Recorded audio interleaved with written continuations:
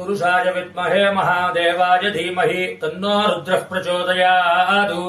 50 మంది త్రిశూల Bhairava YouTube channel ప్రేక్షక వీక్షక మహాశీలందరికీ కాలభైరవ శుభాశీస్సులు.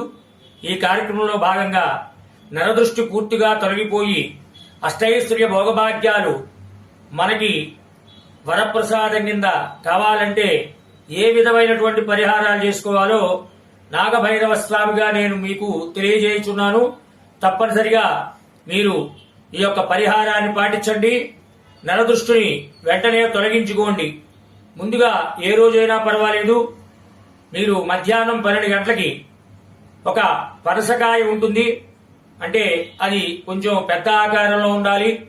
అలాగే ఒక గుమ్మడికాయ ఉంటుంది, ఎర్ర గుమ్మడికాయ కొట్టేది, అది కూడా పెద్ద ఆకారంలో ఉండాలి. అలాగే ఒక ఉల్లిపాయ ఉంటుంది, అలాగే ఏక్దార్ నిమ్మకాయ ఉంటుంది, అది పసుపచ్చగా ఉంటుంది. అలాగే మనకి మేక బోటి అంటారు, అది కూడా 100 రూపాయలు కూడా సిద్ధం చేసుకోవాలి, కొని తెచ్చుకోవాలి. అలాగే కోడిగుట్టు కూడా ఒకటి తెచ్చుకోవాలి. ఇప్పుడు నేను చెప్పినటువంటి సామాన్ అంతా కూడా మధ్యాహ్నం 12 గంటలకి ఏ రోజైనా పర్వాలేదు మీ ఇంట్లో నట్టింట్లో కూర్చోవాలి. మీకు పెద్దవాళ్ళు ఎవరైనా ఉంటారు, అంటే అమ్మ గాని, నాన్న గాని, నానమ్మ గాని, తాత గాని ఎవరైనా ఉంటారు, వారిని పిలుచుకుని మీరు దక్షిణముఖంగా కూర్చుని ఇప్పుడు నేను చెప్పినటువంటి యొక్క సంభారాలతోటి మీరు వారి చేత దిష్టి తీయించుకోవాలి. ప్రధానంగా ఈ యొక్క ఎర్ర గుమ్మడికాయ మీద కర్పూరం పెట్టి వెలిగించాలి.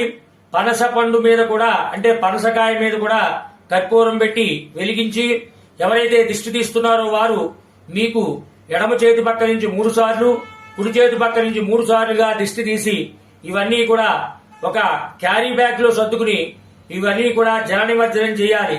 ఇలా చేసిన ఎడల నరదృష్టి అంతా కూడా పూర్తిగా తొలగిపోతుంది. నరదృష్టి మీరు దిష్టి తీయించుకున్న తర్వాత వరప్రసాదం కింద ఇక్కడ మీకు ఒక చక్కటి నెంబర్ డిస్ప్లే అవుతోంది. ఈ నంబర్ కి ఫోన్ చేసిన ఎడల మీకు చక్కటి ఎలుగుబంటి వెంట్రుకలతోటి ఒక తావీదుని మేము తయారు చేసి సిద్ధంగా ఉంచాము. అది మీరు వరప్రసాదం కింద పొందండి. దాన్ని మనకి నడుములో కుడి చేతి పక్కన దాన్ని ధరించిన ఎడల నరదృష్టి అంతా కూడా నివారణ అయ్యి అనుకున్న పనులన్నీ కూడా మీకు దిగ్విజయంగా పూర్తవుతాయని చెప్పడంలో ఏమాత్రమూ సందేహము లేదు. శుభమస్తు.